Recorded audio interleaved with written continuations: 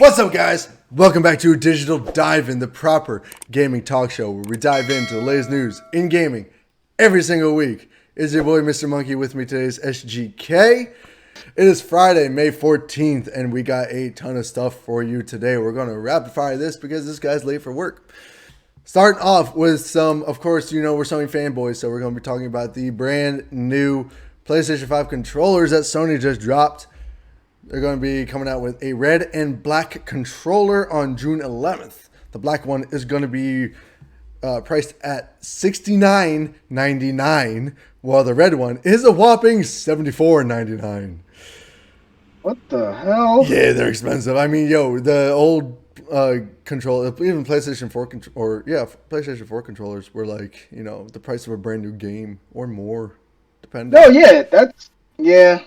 So, but I mean, these controllers are probably the best thing about the PlayStation 5 because there's so much tech in them. Like every single time the PlayStation 5 gets an update, the controllers get an update, and that's just wild. Yeah. I mean, honestly, it's really annoying that things are getting more expensive, but because like the age range isn't changing. Like you think a 12-year-old is going to be able to afford $79 for a new controller, especially if his one breaks. No, you know, so but their parents will 100% buy it for him, so you know. I don't got enough money for that. Tape it together. Right. Put some glue on it. It's like that. You can't do that anymore. My biggest question with these new controllers is, do you think we might be able to see a PlayStation 5 redesign soon? Maybe. There've been not an external one, because doing anything external or anything like similar to like a slim or a pro version just won't be right now. It just they don't even have the market cornered to get regular PS5s out to people. Exactly. So I think honestly it's just an internal redesign to help it make easier to produce PS5s, and that's all good for me, you know. Yeah, there was a rumor coming out earlier this week about having an internal redesign of the PlayStation 5. Mm-hmm. So maybe we'll be seeing that in the next 2 years, possibly. Who actually knows? I mean, Sony right now has over 25 PlayStation 5 games currently in development, which is kind of crazy because the PlayStation 5 is still... I mean, it's not crazy, but the PlayStation 5 is still really hard to get for some people. So it's... But I think by the time a lot of people make it, by the time it gets to be accessible, PS5 Pro is going to be around the corner. So it's just 100%. like people might we're gonna see the PlayStation 5 Pro and probably a slim model in the next 5 years. Easy, guaranteed, guaranteed. Maybe even before then. We'll have to see. But we pass the question out to you guys. Do you think we could see a PlayStation 5 redesign soon? And which color controller are you going to get? Black or red? Me personally, definitely going to go for black, because it looks very sleek. And I like the blue in the black. It looks cool. Moving on to some more PlayStation news. We got the Days of Play 2021 coming up, which is basically PlayStation's community play event. They did. I don't know if they did one. I'm pretty sure they did one last year. But this one, it comes in 3 stages. It's going to be running from May 18th to June 7th. First stage starts at May 18th, second stage starts May 25th, and the last stage starts May 7th. Registration is now open, and basically you play the games, you get trophies. As long as you're registered, your play contributes to the community goals. If you reach those goals, you get prizes in the form of, you know, dynamic themes, avatars, wallpapers, that kind of thing. Hey, man, why don't you let the people know how you can sign up if people don't know? Oh, yeah. So basically, you literally just go onto the PlayStation website. They are advertising it literally everywhere.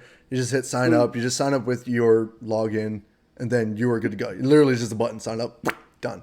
And then even if you don't participate, you can still, you know, win a lot of stuff as long as the community goals are met, which I think is kind of cool.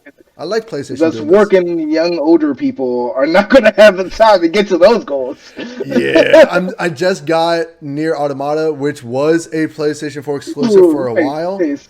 So I'm going to be playing that one to, you know, do my contribution. Because I'm going to be making up all these trophies.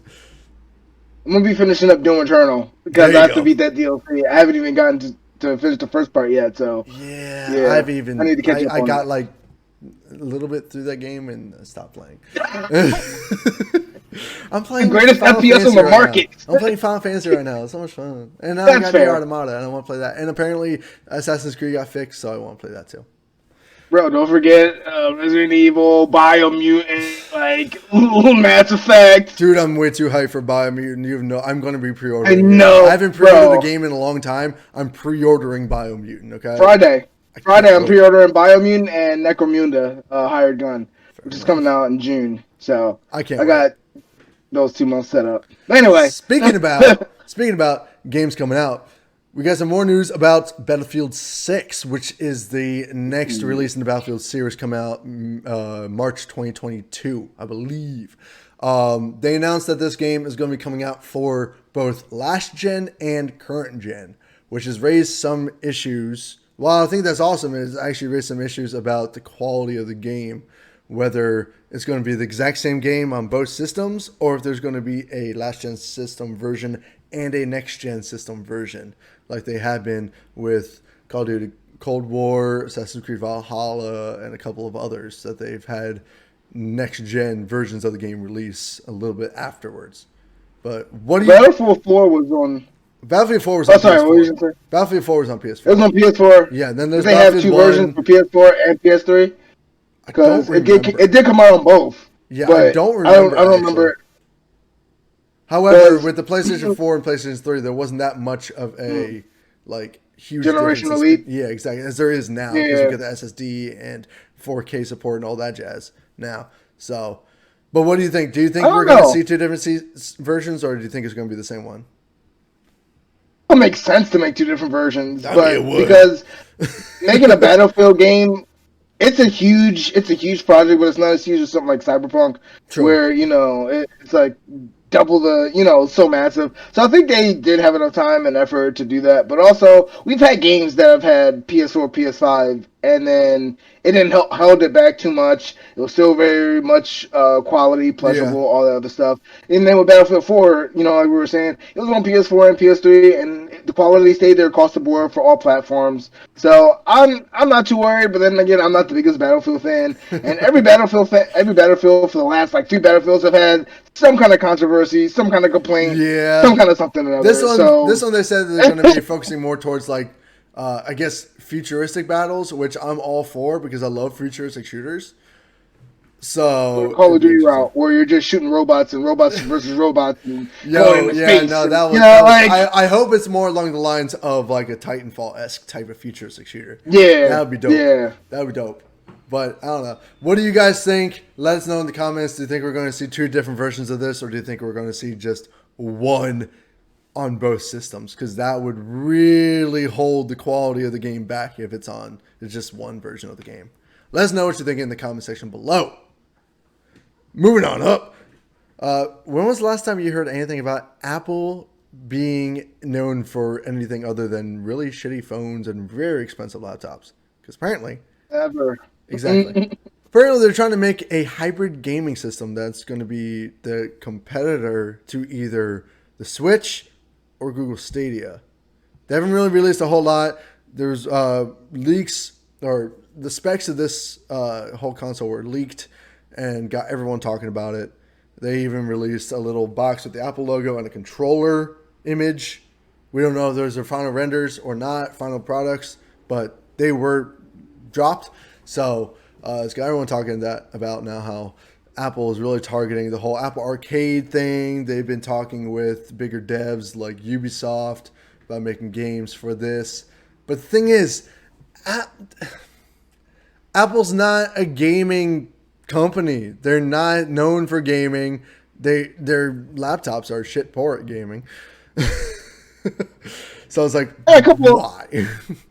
I mean, I have a couple thoughts about that. Like, first of all the heat that they're getting right now for overpricing and monopolizing their store. Why would anybody buy an overpriced console with an overpriced controller? Why would anybody do that? Second of all, like you said, you got all these, and I think we talked about it in another video, where you got all these companies trying to get thrust into the gaming industry. You know, you got Amazon coming out with a new game. Yeah. You got this whole Facebook gaming thing now. Like, stay in your lane. Like, this isn't what you do. Yeah, I mean, you know? can say that about Google Stadia too, but Google Stadia showed that if they put enough work into it, it can actually work. It can do something. Yeah, yeah. Google Stadia is surviving. It's actually thriving right now, and I still kind of really want it, but it's money. But yeah. So what is that hybriding with? Well, I think they're talking about it having be like a mobile plus a console type of thing, like the Switches, where you can take it on the go, but you can also play at home. So I think that's kind of now they're plagiarizing. I mean, I don't know if it's going to be exactly that because they haven't shown like a, portable gaming system. I think it's more something you can play on your phone, so similar to Stadia. And they also haven't mentioned if this is going to be purely gaming streaming or if it's going to be downloadable games. They haven't mentioned that at all. Honestly, I think this might be more of the streaming nature, but I could be totally wrong. I don't think they have enough. I don't think they have enough popularity. I don't think they have enough money to sit there and make their own games. Like, I don't. What are they like? They're going to have to outsource it to somebody if they're going to do that. Apparently, they were talking with someone like a South Korean company or something like that about doing this. I don't have all the information. They haven't really released a whole lot of information, but I will link to the article in the description down below. So if you want to learn more, please check it out. And again, asking you guys, what do you guys think about a possible gaming or Apple gaming console? Do you think this is at all a good idea? Because whenever I hear Apple and gaming, the first thing I think about is the Viva La Dirt League video about the dude who comes in to play tech looking for a gaming computer and wants Apple. If you haven't watched it, please look it up. I love Viva La Dirt League, so big props to those guys. But guys, let us know what you're thinking in the comments below. And going on to things we hate this week, Resident Evil 8 was purposefully not made as scary as Biohazard. Now, I will have full disclosure here. I have not played Biohazard or the new Resident Evil Village yet. I want to. Really want to because I haven't really liked the old Resident Evil games, but these new ones seem really cool, so I really want to get into them. But regardless, the devs came out and said that their goal is always to create something that everyone can feel comfortable jumping into, and that they eased up on the tension curve to make it not as scary and terrifying as Biohazard was after people were saying Biohazard was too scary. Now, I played Outlast, okay? That game is fucking terrifying. I played a lot of horror games. Soma, God, there's a ton. Soma was one of my favorites. It's a really good game. But in my opinion, just here, survival horror games are supposed to be extremely scary. Now, there are some that are not as scary, like Prey, but that was more of a horror action game. Right. Whereas Resident Evil is always known for like being absolutely terrifying. Not so much terrifying because like after Resident Evil 2, like that game wasn't that scary. Okay, it just had Mr. X being all menacing and shit. It was more menacing rather than scary. But Biohazard, I watched that game. I watched the playthroughs of that game. Oh my god, that game was scary. I was like, shit, do I really want to play this game? And I think that's why Capcom was like, okay, maybe we should dial it down a little bit. But from the look, I've been watching a couple of playthroughs of Resident Evil 8, and the game looks more, how should I put this? Arousing than scary. There's some jump scares, but I mean, let's be honest here. I thought the clips were like Demonitrix or whatever her name was, like sucking blood from your finger. Yeah, and it's like from your really sexual shit. I'm just like, this is a horror game. Like, right? I'm like, oh no. I hope you don't come back and step on me or suck my blood. Or, oh, man, I'm so scared. So, there's a lot of people that are just more of a traditional type of person where it's just like, I'm tired of gaming community and other things trying to make things more accessible. If you don't like something, don't do it. Like, if you don't like playing scary games, don't play scary games. Exactly. Like, or play something less scary. The reason why the gaming community is as beautiful as it is because you have something for everybody. If you don't have something that's really scary for people that want really scary stuff, then you're doing them a disservice, just like you're doing Exactly. somebody that wants something Like, don't SpongeBob bring down the SquarePants type of quality scary. of what the Right. game is supposed to be just so Right. everyone else can, play it and get into it. That's honestly, like, I get the point behind it because they want to make more money on the game. They want more people to play their game. But at the same time, for the people who really love these types of games, they're going to be really disappointed. And that's your target audience. Your target audience isn't general audiences. Like, if you want that, It's your niche community. that's It's fucking your community Fortnite, of fans. all right? Like, Yeah. Fortnite is made for literally everyone, mainly kids, but literally everyone. Resident Evil is a horror survival game. I think a lot of games have lost authenticity because they're Exactly. trying to make more money instead of just making something that's genuine and make something that they genuinely want to make for a certain community. That's all you have to Exactly. do. Exactly. Now, I'm not Somebody else gonna. is going to make something that's not as scary. Yeah, Like, let them do that. I'm not gonna sit here and say Resident Evil 8 is not a good game because from what I've seen, it looks confusing as hell, but it looks legitimately good. And all the reviews I've seen are Right. very, very good. All the playthroughs I've been watching are good. Personally, I just think the game looks confusing as all hell because it's. I'll get into that later, but it just doesn't look scary.